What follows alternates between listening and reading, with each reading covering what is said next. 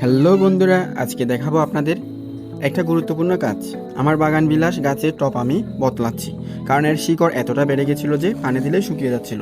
চলো দেখি কিভাবে আমি নতুন মাটিতে সেটাকে রিফ্রেশ করে দিচ্ছি। এই গাছটার টব চেঞ্জ করা খুবই দরকারি ছিল, কারণ পুরনো টবের মাটি শক্ত হয়ে গেছিল আর শিকড় জায়গা পাচ্ছিল না, যার কারণে মাটির পানি ধারণ ক্ষমতা একেবারেই কমে গেছে। এখন আমি এখানে পুরাতন মাটির সাথে নতুন মাটি আর জৈব সার মিশিয়ে দিব। যেমন নতুন মাটি, বার্মি কম্পোস্ট, ট্রাইকো কম্পোস্ট, শুকনা গোবর, পাতা পচা সার, খামারজাত সার, হাড়ের গুঁড়া, নিমকৈল, শিংকুচি, সরিষার কৈল, 15 থেকে 20টা ডিএপি সার দিয়ে মাটিতে দাঁড়ান গাছের শিকড় যেহেতু কেটে গেছে, তাহলে অবশ্যই ছত্রাকনাশক পাউডার দিতে হবে। এরপর টবের মাটির সাথে এই মিশ্রণটা ভালোভাবে মিশিয়ে দিলাম।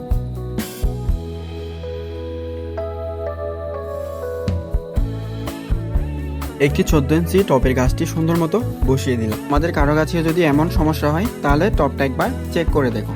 আমি নিয়মিত এমন ভিডিও দেই গাছের যত্ন, টব পরিবর্তন, সার মেশানো সব কিছু নিয়ে। তাই ভিডিওটা ভালো লাগলে একটা লাইক দিও আর কমেন্টে জানাইও তোমাদের গাছের যত্ন কেমন নিচ্ছ।